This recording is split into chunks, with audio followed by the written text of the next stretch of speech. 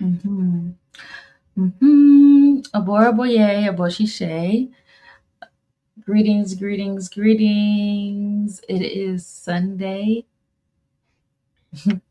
Alafia, Abora boye, aboshishe. Aloye ipakiride. Baba aloye ipakiride. Okay, it's okay. Aboato. Okay. Mashe, mashe. Today we're streaming on YouTube, Mm-hmm. and this is going to be a really, really good one. I've got a lot of feedback from last week Oh, discussing Eon Giddy or mm-hmm. the authentic self. Got a lot of feedback on Facebook and YouTube. And today I was also asked about joining Sacred Water Healing Temple, the WhatsApp community group. I wanted to just get a briefing just on how to get involved or be a part of that community. If you're interested in learning more about Ifa Sheshe in terms of the introduction, you're new or even new to Sacred Water Healing Temple and the approach that we have, the philosophy that Carriday Nation has had for the last 50 years. If you're looking to have that experience at that level of understanding within Ifa Sheshe, to start would be joining, enrolling into the Ifa Isheshe lecture series. It is a four-part lecture series. If you are individuals, we have people who have joined and are completed within 4 weeks. There are people who have joined and are involved in monthly series.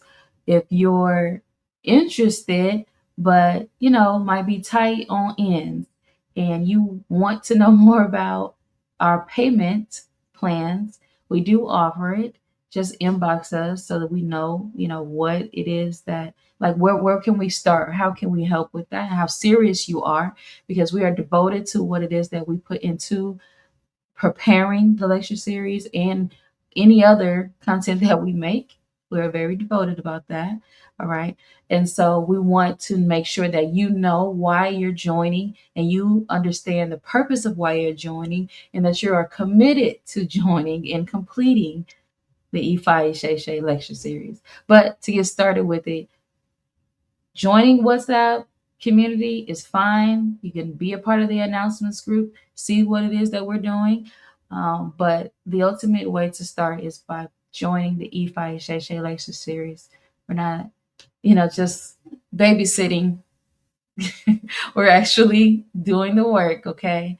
And we're not here just for like online social media trends and communities either, okay? So another aspect of this is that we may be going to other platforms in the near future, but updates on that will be given in the near future.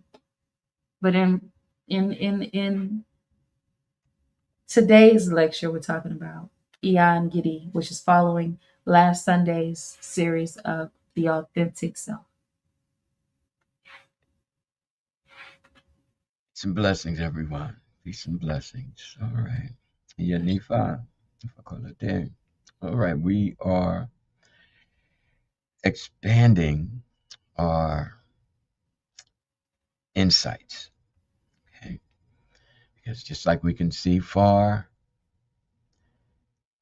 into the outer world, into the outer cosmos, to the universe, we can astral travel from here into the borderlines of infinity.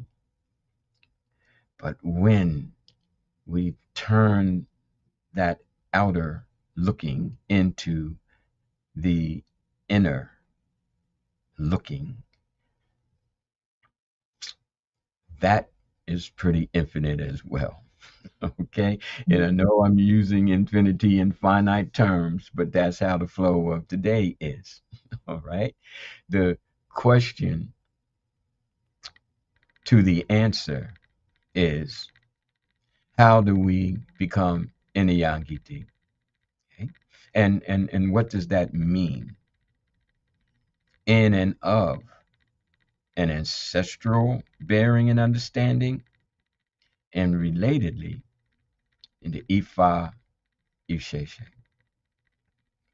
Now, as covered last week in our previous Sunday Ifa Isheshe service, I gave an overview of Eniyan Gidi. And what we've come to understand in summation is that Eniyan Gidi means the human being who has reached a stage of authenticity. Authenticity. Gidi. Eniyan means human being. So, what does authenticity mean? Okay? I mean, we can even question what a human being means, but we'll take that as a given. Okay? On the surface level, because you have human beings who sometimes, and perhaps too many times, conduct themselves in very inhumane ways. Okay? Inhumanity, inhumane versus human. We're all humans, or humanity, or humane, how we treat any and every creature on this planet. So, if we're going to look at the human being, Eniyan, and conjoin that with Gidi being authentic, we have to make sure that we know where we're going before we set sail. We also have to make sure that the ship is sturdy, okay? Because there are many who seek being authentic and get caught up in storms. Some, unfortunately, crashed into rocks. Others lost on starless nights. But yet, there are many who do find their way to what Orunmila, the prophet figure of Ifa Isheshe, states as the central core, the center of our endeavoring in Ifa and Isheshe, and that is to become Eniyan Gidi, human beings who have found authenticity within themselves. And I know last week, again, and you'll hear me reference last week, you know, in terms of review and in terms of substantiation. We're building from last week. So if we are looking to be authentic and we're grasping the authorship of being authentic, we're grasping the authority of being authentic, it leads us to a place that has many possibilities, because the authority or being authoritative can take on negative connotations, and we find ourselves rebelling against authority, or we find ourselves wanting to be the authority and then exercise authoritarian ways, manners, rules, indoctrinations, dogmas, the authority. Okay. So, is that the road we want to go down when we speak of being authentic? Do we, in like manner, wish to go down the road where we are the authors of our life. The realities that we experience are written on the pages of our minds. And we read those pages, and those pages read us, and we become the characters, and we become the settings, we become the plot, we become the mood, and we become the theme of this literal literacy called life. So, is that what we're speaking of when we embrace Ifa and Isheshe and the goal that we seek to reach via being authentic? Are we under the auspices of the authoritarian? Was my life? I'll do what I want to do, and I don't care who likes it. I'm just going to be rebellious, and I'm gonna get mad when somebody tell me, it's like I'm so against authority and authority figures. The authority figures have hurt me. I try to look up to people when they throw me down. So yeah, I have a problem with authority, and that has an impact on my authenticity because I've learned to not even trust myself. I don't have authority over my own life. I'm so wounded and crushed by authoritarianism that it's difficult for me to trust the authority dimension, the level of responsibility that I have to grow and nurture myself. You see where I'm going with this?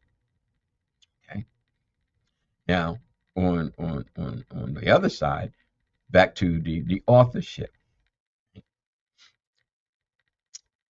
Once I begin to understand that I am writing my life at every given instance and at every given experience and at every given response, once I come to realize that, it becomes overwhelming.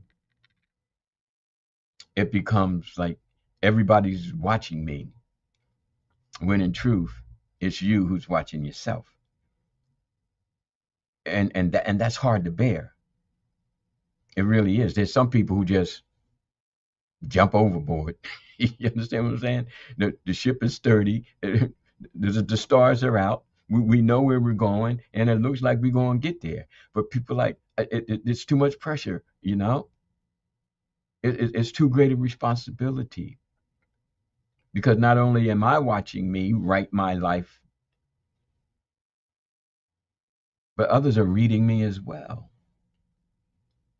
And some people seem to be reading me better than I can read myself. And I don't know if I like that. And so I'm going to try to make myself unreadable, unpredictable, okay, unresponsive, and unlikely to be understood. You see? Once we come to grips with what we have to deal with as Olusin, devotees of Ifa and Isheshe, we begin to glimpse through the eyes of elders that is more than the get high, it's more than the adrenaline rush. It's more than the theatrics. It's more than ritual and ceremony. It's more than the Odu being chiseled and on in stone like commandments. It's about becoming an Eniyan Gidi and knowing what's necessary to get there. So at least now you know that there's something more to Ifa and Isheshe besides who is your Orisha, and besides what's your Odu, and besides how many pots you have, and how many stones in your pot, and who initiated you, and and the list goes on and on and on, and you're just standing there, reading off a list, regurgitating, and replaying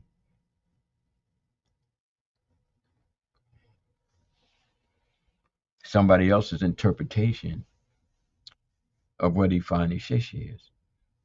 Ifa and Isheshe can become your interpretation as long as it does what? As long as it's leading you to Eniyan Gidi. All the prayers in the world don't help you unless you're open to the sincerity. Okay? All the abos in the world, they're not going to help you unless you're open to the sincerity. All the initiations in the world and pots and all of that, it's not going to help you unless you're open to the sincerity.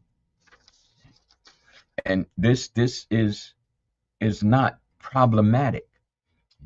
This is not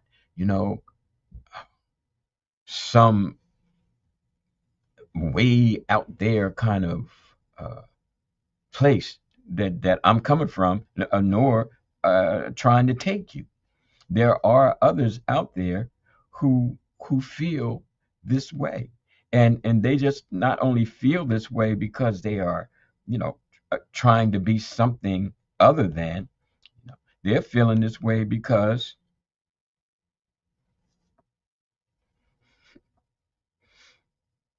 that's the way they feel. This whole cookie cutter notion, that has got to be destroyed.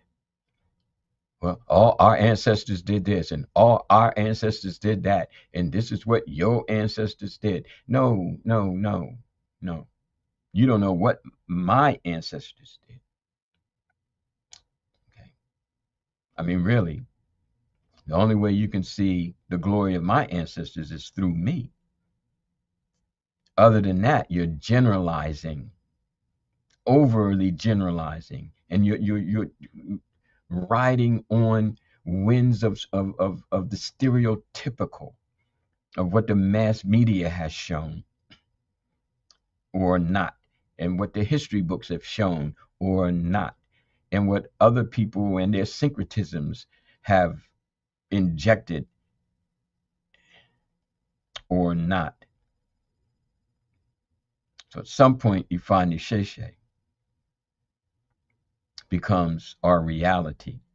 Now I'm going to share. I'm going to share this with you right quick because it all relates.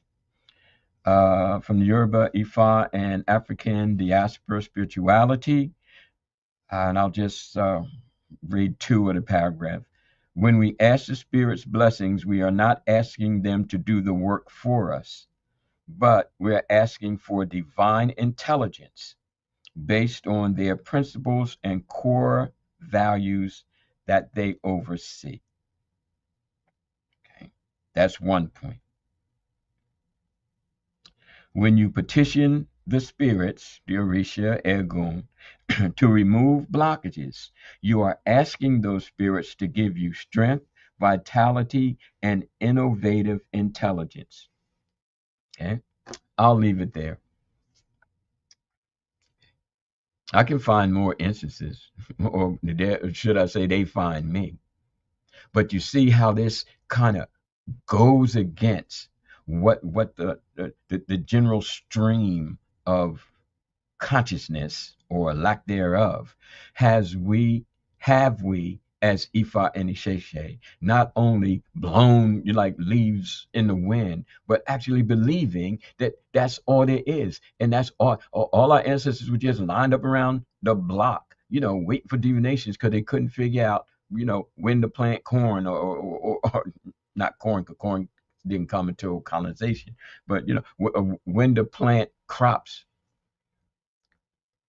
Okay, or when to build fortifications.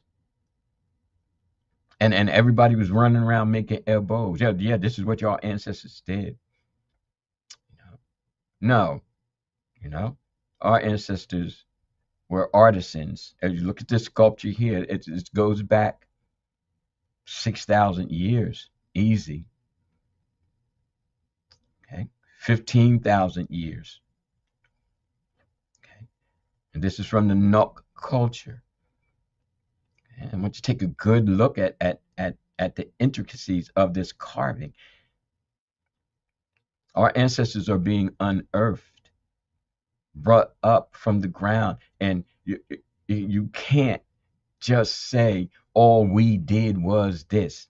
All we were seeking, was to be like Orisha, or to theatrically, you know, uh, give ourselves to that and abandon our humanity and abandon our authenticity.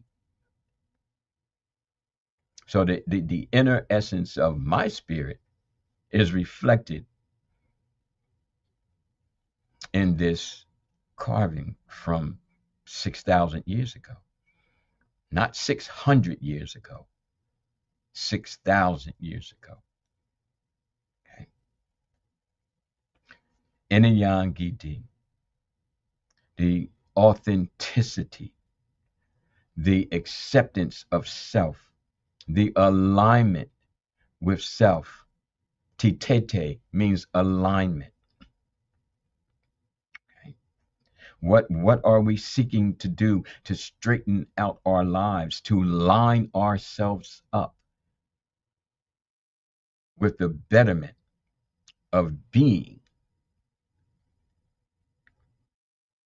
the betterment of being? Traumas, misunderstandings, life happens. Life happens. Okay. It was happening back then, The Odu Ifa says it better than I ever could. All the challenges that people were going through. Wasn't no la di da kind of, everybody's happy skipping around, you know, kind of life. Aside from the technology, it was no different than now. But what is different from now is the cohesiveness and ways to resolve the conflicts, the traumas, the lack of authenticity. And how? Well, via Ifa, via Isheshe, right? Uh, Ifa, you want to go to the next slide? Or if there are any comments or questions regarding my No, intro? no, Uh, there isn't any questions or uh, anything about it. uh, Um, okay,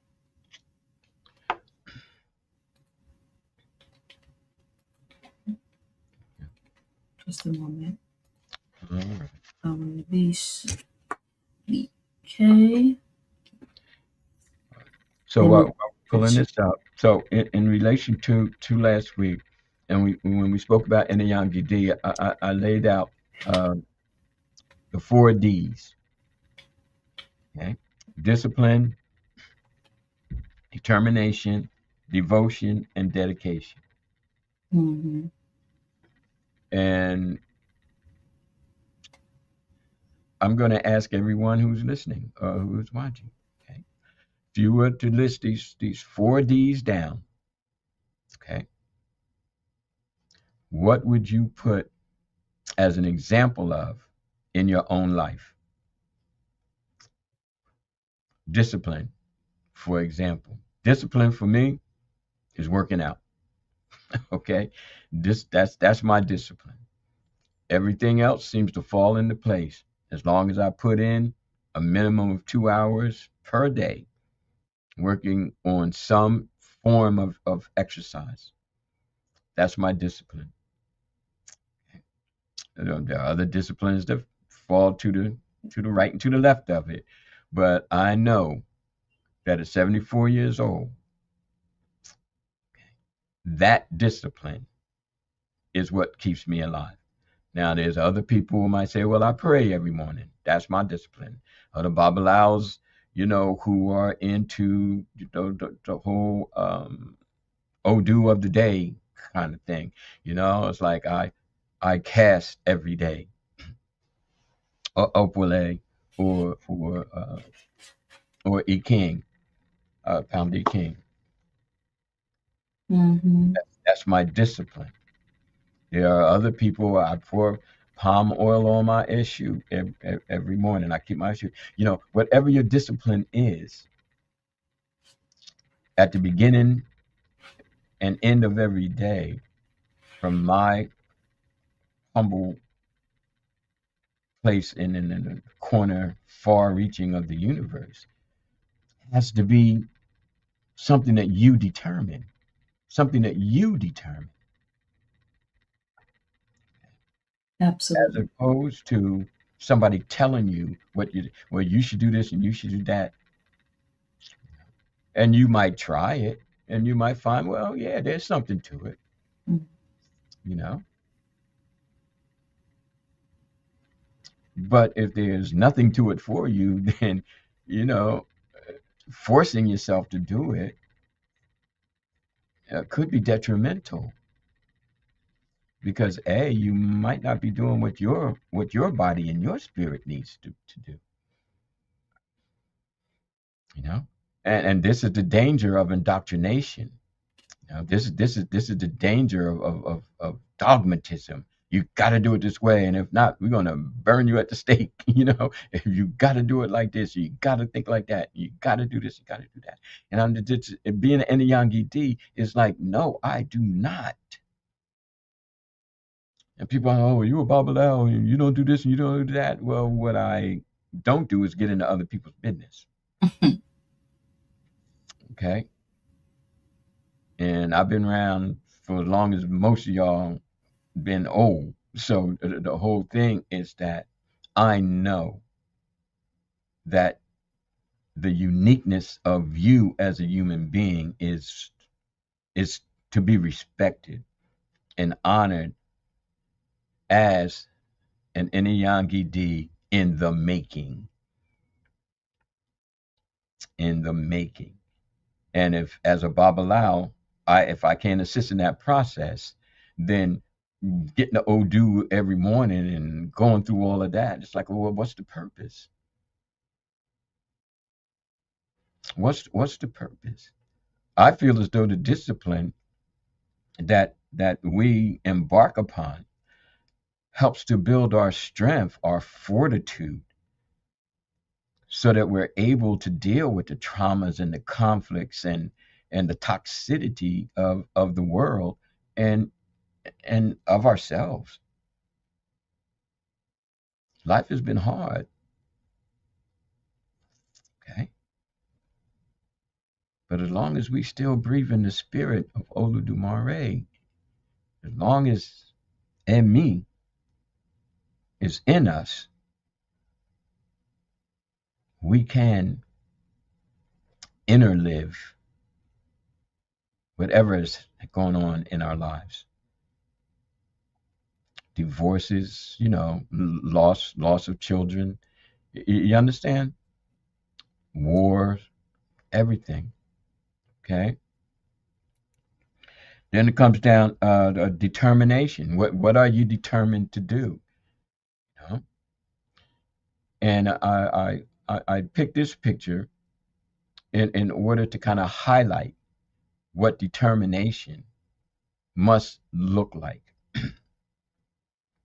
I, for one, okay, see more than carvings. And I've stated on another platform that we are more than artifacts. You know? We are more than museum pieces. And I know that it's 99.9% of all that we see about us. You know, and it's like it's been stamped, with approval as Toni Morrison would say, with the white gaze, it's like, well, yeah, we accept this. This is what needs to be accepted, you know, from these savages. Yeah, well, yeah, what kind of savages were carving this? Okay. So trying to reach that stage of Eniyan Gidi with no historical context, damn near impossible. You know, we just become mockeries. Well, yeah, but we all, this way and that way. But look at this and try not just to see the clay, the carvings, but imagine what these individuals, not only who carved it, are thinking, but the individuals who are portrayed. These are soldiers. These are soldiers who fought against invasions. What must have been going on in their minds? So deep was their thinking that they were willing to die. Okay. What was their belief systems? Were they all running to get a divination and making elbows, or were they training for war? Okay. This becomes an important factor because when we look at it, all we see is a museum piece. I'm asking us to look through the clay and into the making. See it as more than art. See the creation. What are we doing? What are we doing? Would we be carved in such a way? Since we all into our ancestors and Africanness and all of that. Are we being authentic, or are we just playing the part? All right. So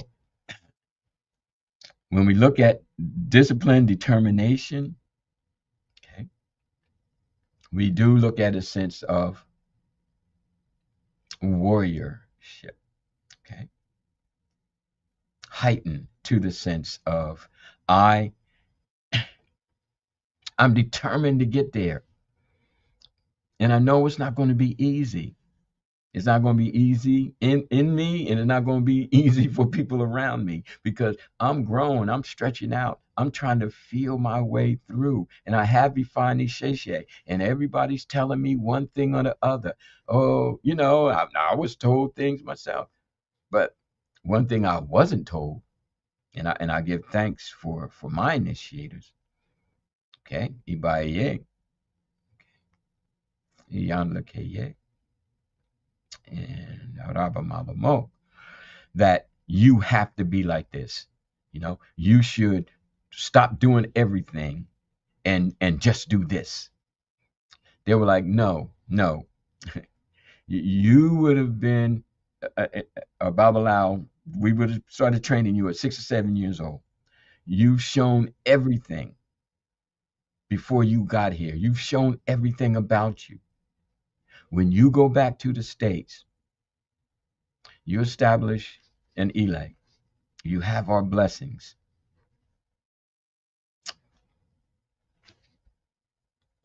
They definitely ain't asked me to quit my job. You know what I mean? Or don't live my life to the fullest. It was like, no, you add this to your life. This is a part of the page of your authenticity. Don't abandon yourself and have religion, quote unquote, fulfill you. The only essence in this world that can fulfill you is you. Don't abandon your intelligence. Don't abandon your emotional, essence. Don't abandon the ownership that you have over your life, over your essence, even when it appears that it's falling apart. Because if you can just grab a grain of sand, it could change your life, but it can only do so from the inside out. You understand where I'm coming from? These are the thinking patterns that Eniyan Gidi will lead you to have. I know, cause I've been to the mountain. I climbed those steps, those rocky, jagged steps, and it's taken this long to understand what that was really, really all about. But perhaps that's the beauty of having elders around, because we're no longer the fruit, we're the seeds. Okay. All right. So let's look at where we're going, what we have to deal with to get there, and perhaps what the expectations are once we get a glimmer of, a gleam of, when we see the light at the end of the tunnel of, in a way that changes the trajectory of our lives. Why do I keep doing this? Why do I keep getting involved in these situations? Why do I keep regressing? Why do I keep doing this? Why do I keep doing that? Why? Because we haven't changed our trajectory. We're on a path, but we haven't changed the trajectory. We have to change. We can want it all, but we got to change to get it.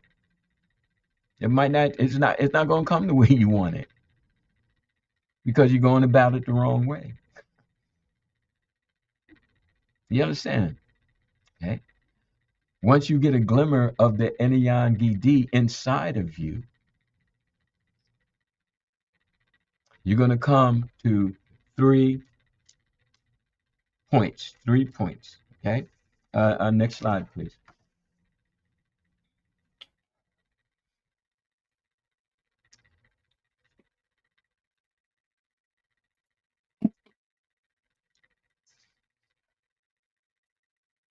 And those 3 points are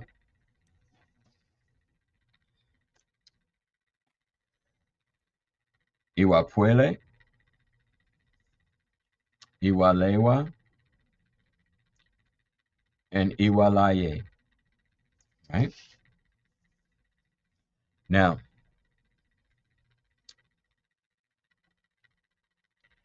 Iwapuele doesn't mean good character. That's Ipo Rere. Uh, Iwa Rere. Iwapuele is balanced character. And I always find this interesting in terms of what is a what is a character that's balanced as opposed to a character that's good. Okay? And I kind of see it like this.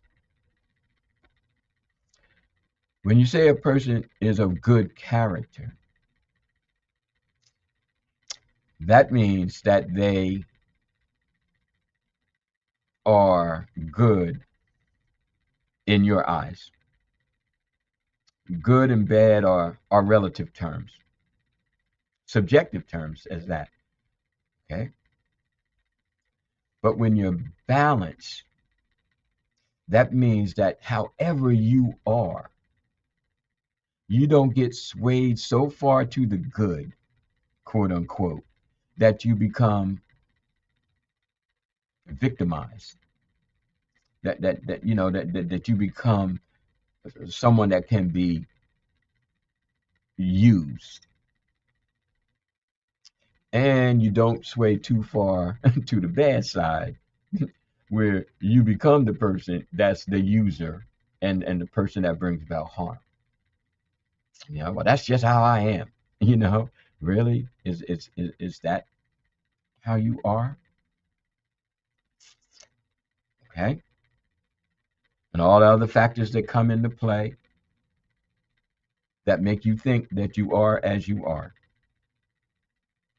Or are you supposed to learn from all the factors that come into play? I think Nephi and I were talking about signs the other day, and from the scorpion, the Scorpios, and I'm Sagittarius, and I was wondering, well, if I'm a Sagittarius and I'm half man and half horse, what does that mean? you know? And then my mind jumped right up to the bow and arrow and was like, you're the archer. And that animalistic side of you has to be grounded. That beast in you has to you know give way to the human aspect that controls the beast, the bow, and the arrow. You understand where I'm coming from? So now that's lending to my authenticity, because I don't have to be the beast. I have to control the beast. That's the human aspect of it. And when I set my mind to do something and I draw back the bow of potential and possibility and technique, and yes, discipline, determination, devotion, and dedication, and I let that bad boy go, oh, it's going to hit the target. See? So, when we reach the gate of Eniyan Gidi, we start to see things differently, and perhaps the way our ancestors were viewing it. Our ancestors going all the way back to the times of ancient Kush and Nubia, much less Kemet. Okay? Because when we reach the stages of Eniyan Gidi, those stages are deeper than the flesh. They're deeper than the conditioning. Okay? And that brings us closer. So that's kind of a brief overview of Iwa Puele. Then we have Iwa Lewa. And Ewa actually means beauty, the essence of the beauty of nature, the beauty of one's nature, the beauty of embracing nature and seeing that nature within ourselves. Why do we go to the river?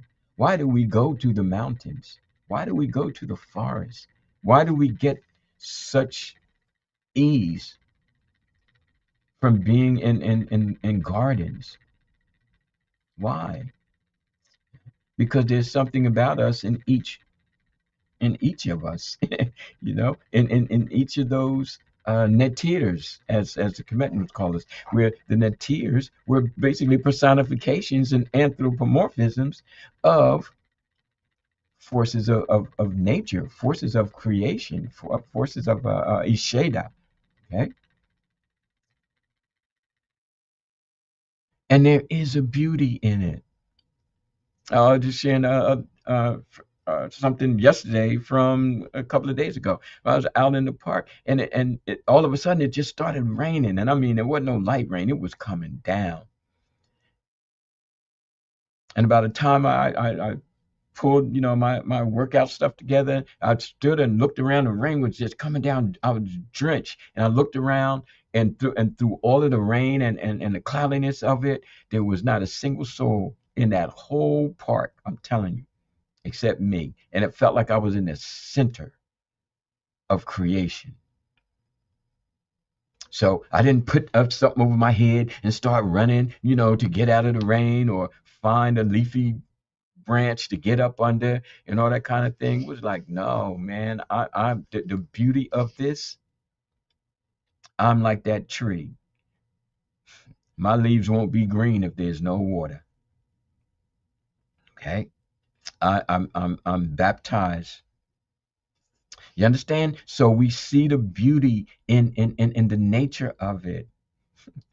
I remember one time it was thunderstorming out here, and I was drumming, and the thunderstorm, and the people's out. He drumming during the thunderstorm. People could hear the drums through the thunderstorms, and I'm like, you don't even know what's going on inside of me. You know, you understand where I'm coming from. But these are roads to Eniyan, Gidi. Okay? The beauty of it all. From torrential downpours to thunderstorms to bright sunny mornings. And you walk out and you say, Tajiwa, Tajiwa. It's wonderful to wake up and find that the world is still here. This is what our ancestors were sharing with us. Okay.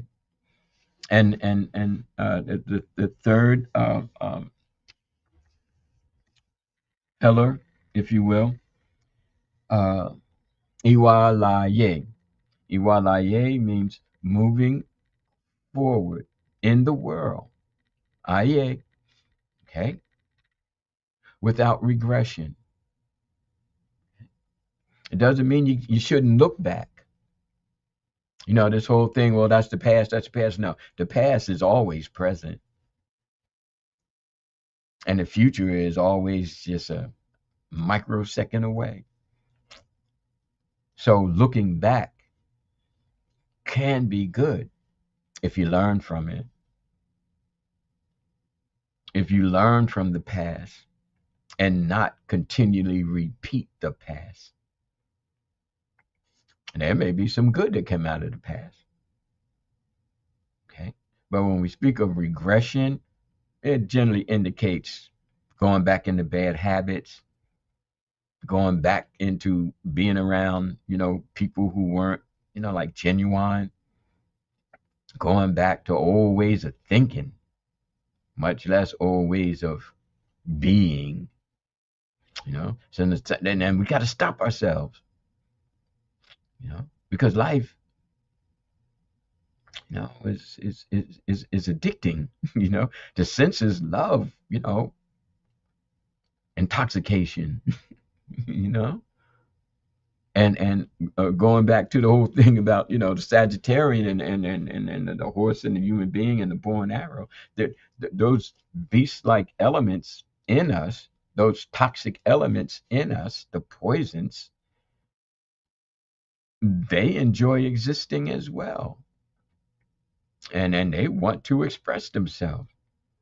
But the Eniyan D is saying it's not just the regression into the past, it's the regression into those base elements of myself, those aggressive and passive aggressiveness aspects of myself that keep me ever not growing, reaching to be any Yankee, reaching to that state of being, that ipon re, the height of my ori, reaching for it, but I can never grasp it because I keep regressing. I can't seem to stop myself from unleashing my toxicity. I can't seem to stop myself from the bad habits, the self-destructiveness that the world has twisted me into. I can't seem to unravel the death grip that I have. But Ifa Isheshe is here to say, perhaps you can. Perhaps you can. And the reason that I have this slide up, as you see, is the cover to uh, my second novel, uh, Place of Night's War and Resurrection. Okay. Now, in it, everything that I'm sharing about Eniyan Gidi is embedded within the characters to include, okay, Emina, okay, naive princess who goes through trial and tribulation until she finds the glory of her existence. Okay. Then we have Kuumbu, the Balogun, the war chief, okay, whose embattled life comes to the depth of his warlike tendencies, and he begins to see the deepness of Eniyan Gidi. And all the other characters play a part in the development of one another, even through death. Now, the purpose of bringing this up is to say that we don't see this in the media. We don't see this in the history books. We don't see this even in the museums because, again, we're relegated to just artifacts, museum pieces, there for the pleasure of people other than ourselves. We gain virtually nothing, nothing, nothing from it. There's no stories behind it. There's no faith factors behind it. There's very rarely even dialogue behind it. Just like we're going to see African statues. Okay. Hmm. I could go further, but I'm going to pull back a little bit, right? But my point is, on my road, my path, ona, okay, on my spiritual journey, okay, my Iwakiri, I've decided to do something about all of that. So I'm writing a novel. It's not a fairy tale. It's not an Orishas tale or not a pataki or whatever. But there are Odus in there. There is a Babalao, Baba Faloye. Okay. So I'm encouraging us to begin to not just read the book, but start writing your own stories. Start becoming authentic by becoming an author, not of anything necessarily to be sold, but to be what we call bibliotherapy, to become therapeutic, to help mesh through. I, trust me, when I was writing this book and every other book that I've written, it was therapy. I ain't even going to try to front. It was therapy. And I think I shared a couple of uh, weeks ago that the books wrote me, and even when I reread them, it is like the books are speaking to me. And I invite you to do the same. It is a way to find yourself in Ifa and Isheshe. Now, one of the areas in the book when Amina comes in contact with this sentient being, um, Buluku by name, uh, she asks, well, what are the words? What is your message to the world? And Buluku says, da, da, da. Okay. And one of those das was compassion.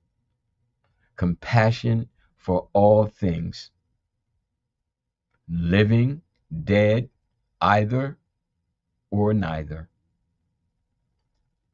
Being compassionate. Okay. And that leads me to moving from the D's of Eniyan Gidi to the C's of Eniyan Gidi. And that is starting off with compassion. How compassionate are you? Okay. Really? Have you ever even thought about it?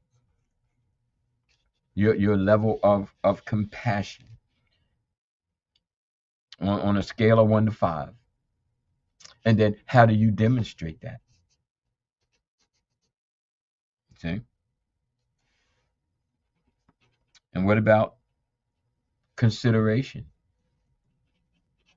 How considerate are you of others? Or are you more, cons- you know, in a place of I could care less how anybody feel. I just want what I want, and I want to do it the way I want to do it. Okay. Where are you when we talk about consideration?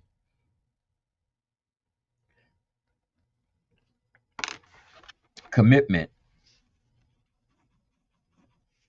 Are you committed to Ifa Isheshe? Are you committed to your character, to the openness of beauty, even amongst the horrors of this world?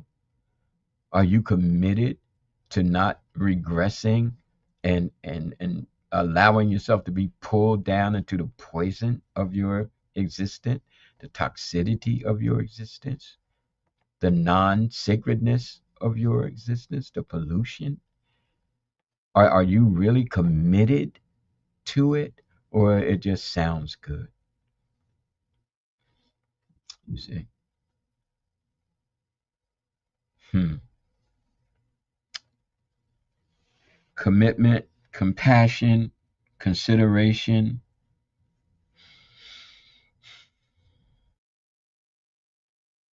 I want to say credibility.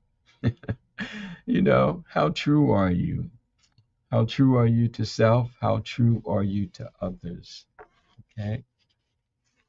Hmm. All right. So, of course, I invite everyone to watch this Sunday service 2, 3 times. Take note and let the notes read you as you contemplate what the lessons are here and now. Okay. Next slide, please, if there's one more.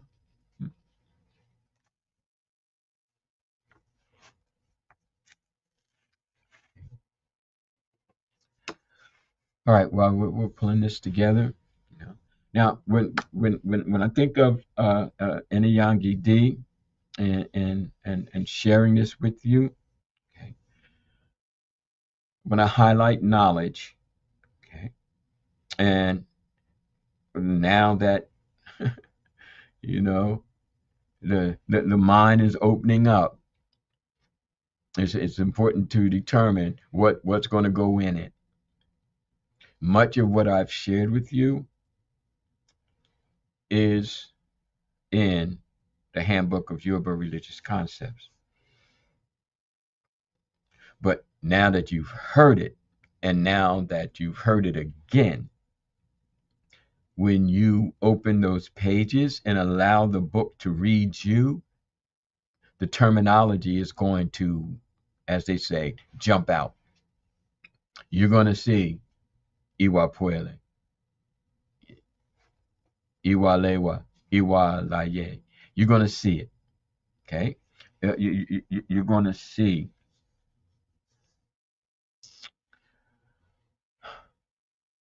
the Allah Ashe. You're going to see Ashiwada.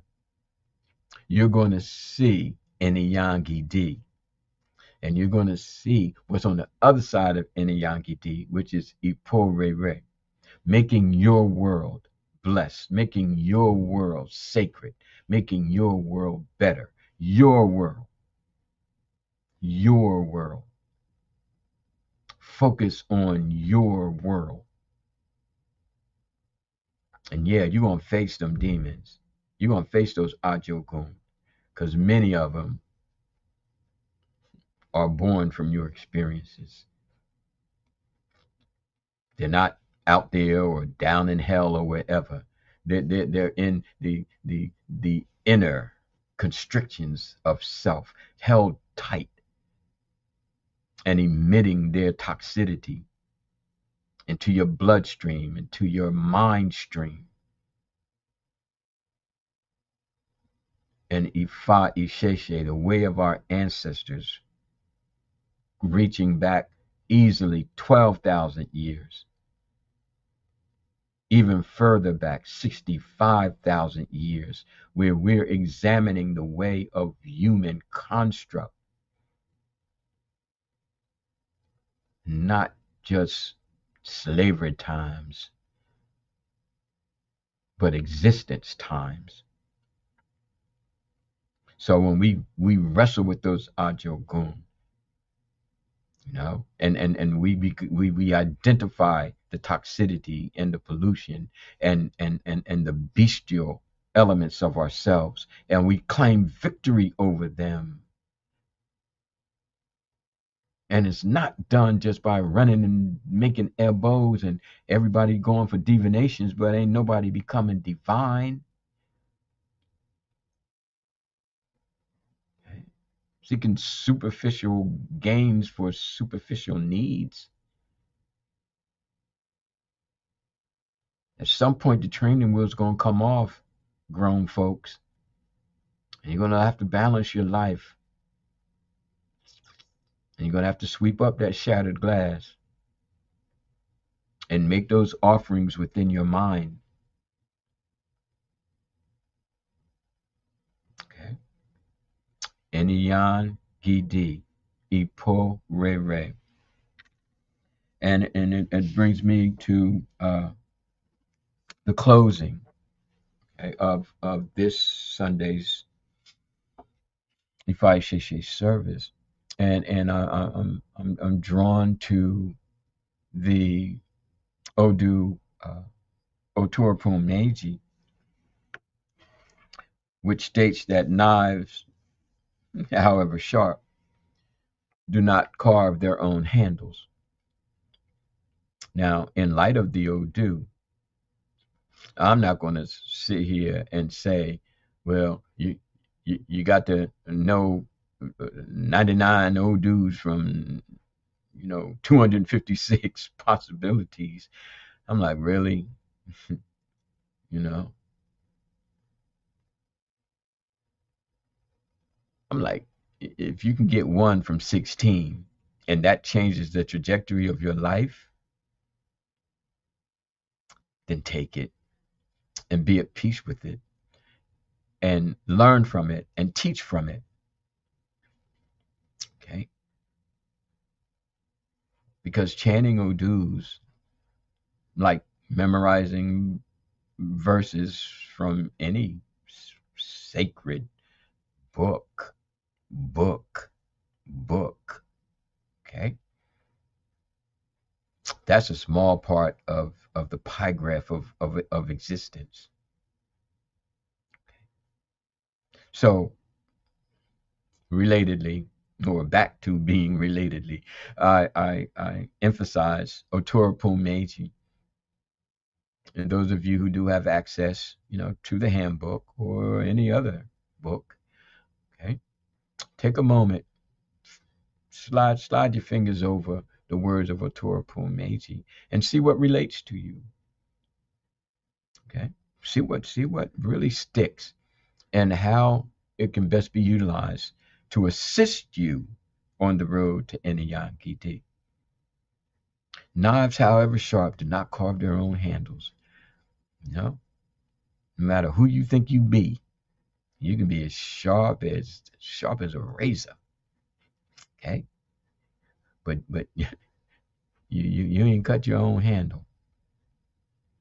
Okay, it's going to take an acceptance of others who kind of know what they're doing. Okay, to assist in the process. No wise man nor woman can count the number of grains of sand upon this planet, nor can they tie water into a knot. There's a sense of humility about approaching the gates of authenticity. Please try to understand. Okay. Ashe. Yanifa.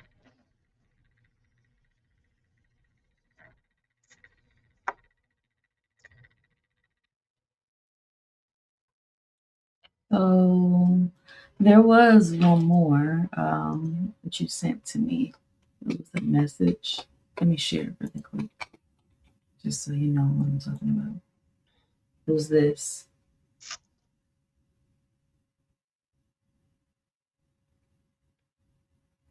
Yeah. Okay. Uh, that was a response about sacred scriptures, just kind of echoing what stated. That's why we must be careful when accepting everything just because it's in the Odu or the Bible or wherever. Discernment and deliberation must precede Dafa. It's stated right in the Odu for all my Odu thumpers out there. Osa Iwori. Okay? Discernment and deliberation must precede Dafa. Use your intelligence. Imoran. Reasoning. Intelligence, as I stated from a passage earlier in the service. Okay, it is really time. It's about time that people one by one are breaking out of this constriction of what Ifani Sheshe is and how it's perceived by folks other than ourselves, and we bowing down to it and trying to fit ourselves into it when the very Odu that we running around to get is stating that it's time to wake up.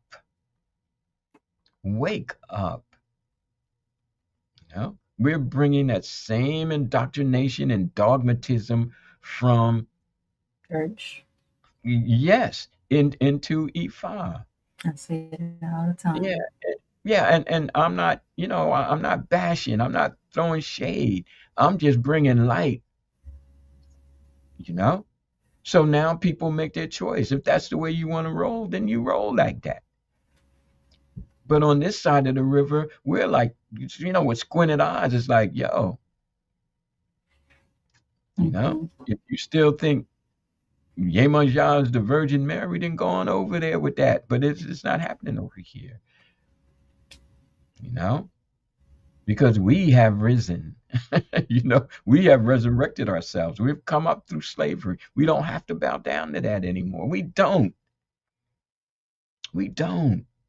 And I know it takes a lot of deprogramming, but you can't be rolling up into Eniyan Gidi talking about, you know, all this other stuff, you know. And there's a whole lot of story behind that. But anyway, okay, having a pragmatic directive after the Odu. All right, so you got your Odu, and it says Otora Pumeji, and it says you're being arrogant, you're being a pain in the butt. You know, you need to stop it because you think you ruling the day, but the day ruling you. So Rumila wants you to uh, give Shango a ram or whatever, you know? And so it's like a ram. You're gonna have a hard time even getting the ram. Exactly. That's what I'm The saying. ram probably might run away, be cause you to run. You got more problems now than you thought. Exactly. The ram over there minding his business. Once you get to it, it's like, can I order the ram from Amazon? It's Do you have a well-behaved trained ram that doesn't? exactly. That's willing to lay there and let me, cut his throat, you know? So it's like, okay, well, no, let's think about it. Okay. So that ram that needs to be sacrificed may be that animalistic part of you, may be that head butting and crashing into everything. That might be what needs to be sacrificed. Because, see, those animals that are called upon to be sacrificed were, and I'm going to say this because spirit rising, okay, were symbolic of the animal natures within ourselves. Mhm. And there are cave drawings and carvings that validate my epiphany. Okay. I always got receipts. And on the other hand, if the animals were being sacrificed, like say during the Eid of Ramadan, they became part of a communal feasting. Over time and invasions, things get twisted, out of shape. I'm here to help in the unraveling of that, you know. And again, I bring receipts. It says so right now, do. It's right there on the carvings of the wall. Okay, I'm not making this stuff up. Mhm. I'm just bold enough and bad enough to bring it to light. You know? And folks who want to go this way or come this way, come on. We got you. We won't let you drown. Okay. Folks who don't want to come this way, well, enjoy the party. You know, because I'm not saying this is the only way. Just like I don't want people telling me that their way is the only way. But I am going to provide, you know, another vision. Okay. All Jeez, right. that's large on there. All I right. see the thing. Hmm. Okay. Modupwe. Modupwe. Right. So the Um, major adjustment. Okay, I'm gonna finish. The major adjustment isn't centered on offerings, contrary to, and I put in quotation marks, beliefs. It's not centered. That's not major. That's sensationalism. That's adrenaline rush. Most people don't even know what the heck is going on. More or less, they can send their money over to Nigeria and don't even know if it's done or not. you know. So the whole point is, are Ebos the answer? And yes, maybe, but those answers are, again, contrary to belief, they are unwarranted truths. And what do I mean by unwarranted truths?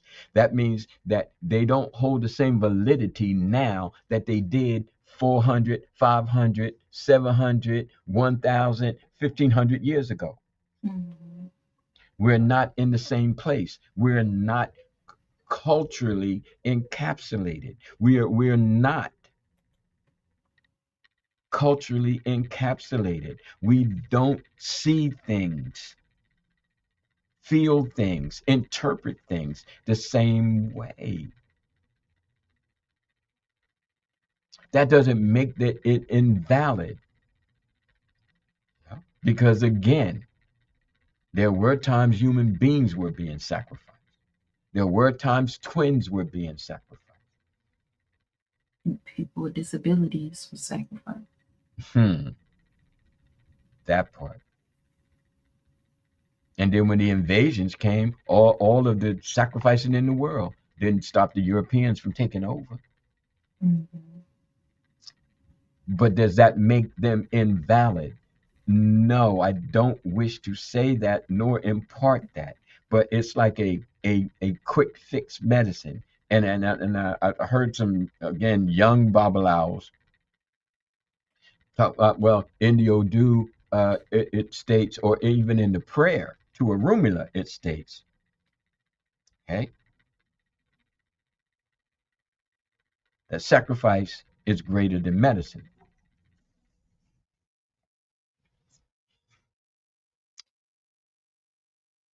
And I'm like, well, yeah, yeah, but sacrifice of what?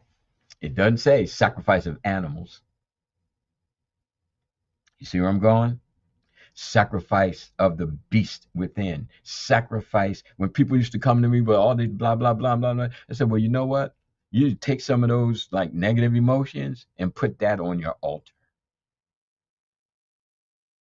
And instead of burning incense to chase away all the negative spirits, you might want to burn some to kind of deal with the ones inside of you. But that is the reason why I actually do appreciate the tradition in its entirety, because even when I just think about someone saying what was in the Odu, Hmm. they're like talking about it from a sense of a book, and Yeah. the tradition is oral. And just like we're sitting here having a conversation, if it wasn't for technology willing to quote unquote scribe for us, like create the captions for us, Mhm. then what we're saying wouldn't be documented for that Exactly. matter. And Right. so whenever these people were doing things before books became a thing, before Mhm. writing things out, it was just conversation that was being said. So who's to say that what they were saying was actually what was written down for people to just read it surface level and be like, oh yeah, they're talking about the animal, and then just run with it for Yeah. thousands and thousands of years and say that that's the way that it was done. Yeah. That's very insightful, Ian. Okay. And this is what Ifani Sheshe, you know, is more so about being insightful. And remember, we were even using the term, with past services or Risha insight, you know, Yeah, being that's the name of it. Mhm. insightful. Okay. So, I mean, there's a lot I could share that I've learned over time, and strange books that I picked up on with actual documentation, and to serve your point. And back in the day, different elays headed by different Babalaos, Mhm. they were different, like Shaolin temples, for example, even like churches, or were different types of branches of churches, the denominations, I guess, where you got Baptist, Protestant, Methodist, et cetera, et cetera, and you got the temple of the tiger style, and the temple of the crane style, and the temple of the dragon style. It was the same way. It was the same way, Mhm. back in the day. So you would have different babalaos or iyalaos who had a totally different interpretations of how to bring Ifa and Isheshe to the betterment of those who were kin kin to that understanding. You follow me? Not everybody wants to be a Baptist. Some want to be Methodist. Right. Some want to stay Catholics. Not everybody is fit for dragon style. Some are fit for crouching tiger. Some are fit for crane. Mhm. And I'm telling you, the same thing was going on back in the day, before back in the day. But because we don't see that, because we have no clue of his existence, we find it not only hard to believe, but there's nothing to believe. But back in the day, say say you come to me for divination, okay, and I'm but orally profound, I'm running down. Okay, they'll do, and I'm just saying they'll do nothing, connected to you. All right. Um, Otuapuno Kamran. Okay. And I know the verses, and I start chanting. And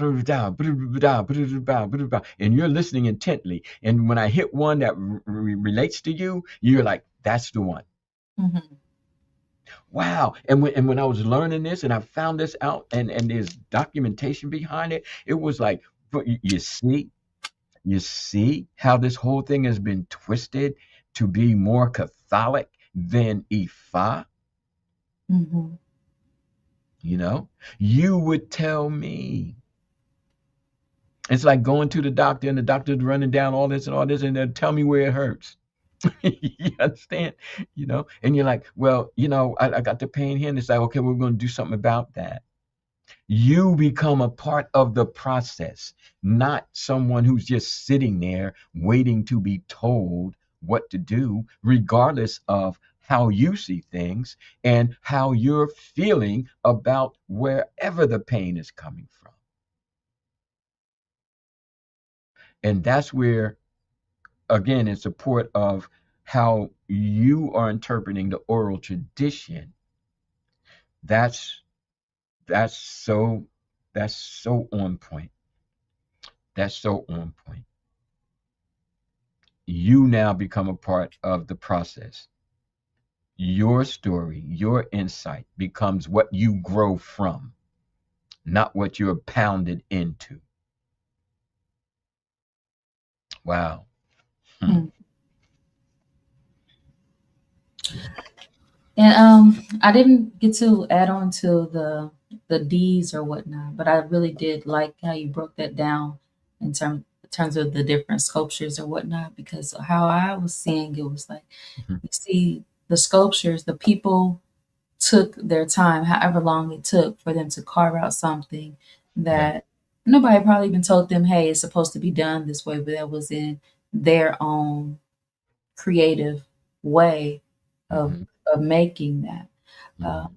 and then I think about even things like our days. Like we all are pretty much familiar with our days or our leges, but Hmm. there's somebody who is putting this together that's Hmm. not outside, that's not out um, performing, Yeah. cosplaying. I don't see them for real. In fact, where I even get my days and stuff from is nothing about what they where they are when they're creating it is glamorous Yeah.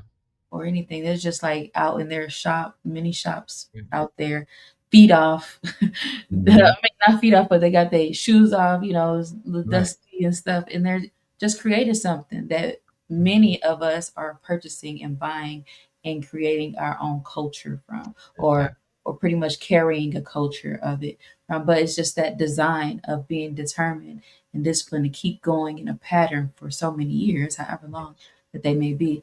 And that's what it made me think of is that discipline and determination in order to see a thing or create a culture for yourself, Yes. for your Create a family, for yourself. creating your own culture versus like this is the way that it's done.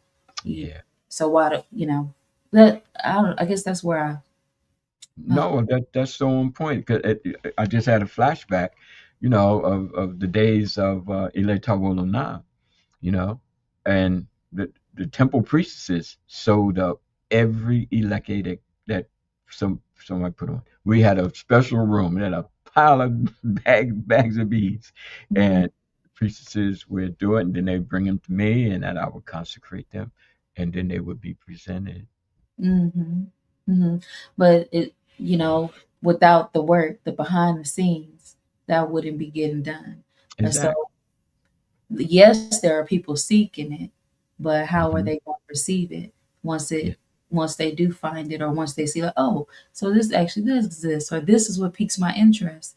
My curiosity has led me to this point that I've arrived, and here's what I'm receiving, and this is the way that the culture is. And I Absolutely. think that a lot of us are coming to these points is because we started with either it was a rebelliousness about us or it was a curiosity about Mhm. us. And so we were just out seeking something. But now we have it. So then what are we going to do with it? So I like that question that you're asking throughout it. Like, what are we going to do with what we have now? Are we just going to continue to follow those who are in authority, or will we be the author of our lives?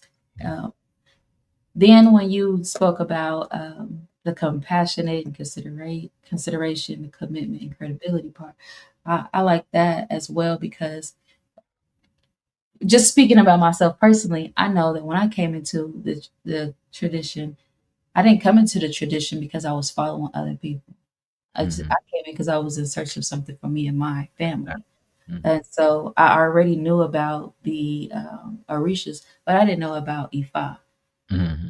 And I was introduced to the way that things are done, and that's when it all started to click.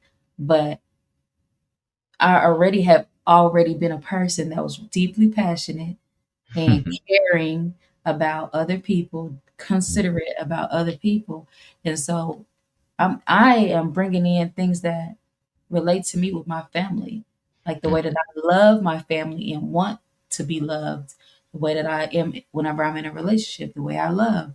So I'm Hmm. bringing in these attributes. And so when I'm meeting people along the way, I'm going to be compassionate.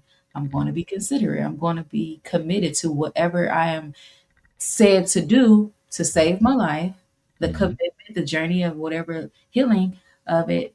But it can be frustrating. Like that can be really frustrating, especially when you're met with individuals that are not, met with the individuals that's not able to teach to the magnitude that is needed. Or, Hmm. and then you have to say, well, what am I going to do about that? Like that poem that you mentioned, The Shattered Glass. Yeah. So that poem hits to me because in this journey that I've already been on, it's like not only do I share a story of my own, favorable and unfavorable, but there's a lot of other people. And at a Yes. point, you get tired of hearing the same repetitiveness of disdain, misfortune, Hmm. sadness. And it's like the person that I am as a compassionate person, like I'm like instantly the nurturing part of me comes on, like I don't want any other people to have to go through that. That's unnecessary. So then seeing the shattered glass, seeing Hmm. what I did, how did I get to that point? I'm able to resonate with those individuals. So maybe that's how they got to that point. Maybe I'm able to have a bit more compassionate for myself because I'm not the only one who went through this. Other people have too. Maybe if they were more compassionate, then it'd be more at ease for them. Like this journey could be more at ease for them. So how can I lend my credibility? Okay. My truth. Right. How can I lend it in a way that is authentic? Yeah. And Now, uh no, go ahead. going back to the novel. Uh, Again, you're triggering, good good thoughts in my head. Okay. In the place of nights when uh, Kuumbu was seeking the aid of another tribal nation to help him fight off the evil that was coming. Mhm, And the leader of that tribal nation stated that Kuumbu had to first gain the trust of the people, that they just want to get up and go to war for him. They don't even know him, you mhm, know. But if he did three things, but one of them was to come to understand that rain does not fall on one roof alone. You see, so I'm drawing from our traditional passages, our proverbial understanding, of which you just kind of laid down for us. It's like, okay, I'm not the only one. Rain does not fall on one roof alone. Mhm. So Kuumbo was given a vessel. Now Kuumbu symbolizes the Shango element. Okay, and we have the Shango mortar. Those of you who are familiar. So he was given this mortar, and he had to go around the whole countryside like a beggar and have that mortar filled with grains of rice. You know how many grains of rice it would take to fill a mortar? But he could only get it from people who have lost something of value or someone of value in their lives, like he had, Mhm. because he was mourning the loss and he was undone by the trials that were set, that he felt responsible for doing something about, but he didn't have that that inner understanding that he's not the only one in the world that suffers. And if he continues to act like he's the only one in the world that suffers, he won't be of help Yeah, true. to others, because he's still stuck on what I went through, you Mm-hmm. know, that I'm the one who's really carrying the weight of the world. It's like, no, we're all carrying the weight of the world. Mm-hmm. It may be in a different form, shape, or fashion. Mm-hmm. And once we realize that, we may just start treating each other a little better, you know? Hmm. That's the change of trajectory. Yeah, that's it. Listen at you. Uh-oh, somebody's listening. Okay. Any other comments from the people before we go? No, no, no more comments. Okay. Just, Well, just the saying, one that came saying up, I'm that was not great. straight. Who Hmm. was? Do you know who that is? No, I do not. Okay, I don't know. But no, they just said Ashe. All right. I shall. Okay. Well, time is up, right? Yeah, that's it. That's our show. All That's our show. right, good Right. people. Well, thank you for joining those who was able to visit and listen. And we'll see you guys next time. Odabu. No double. Oh, there goes the carrot day coming through. Mm-mm. Yes, my brother.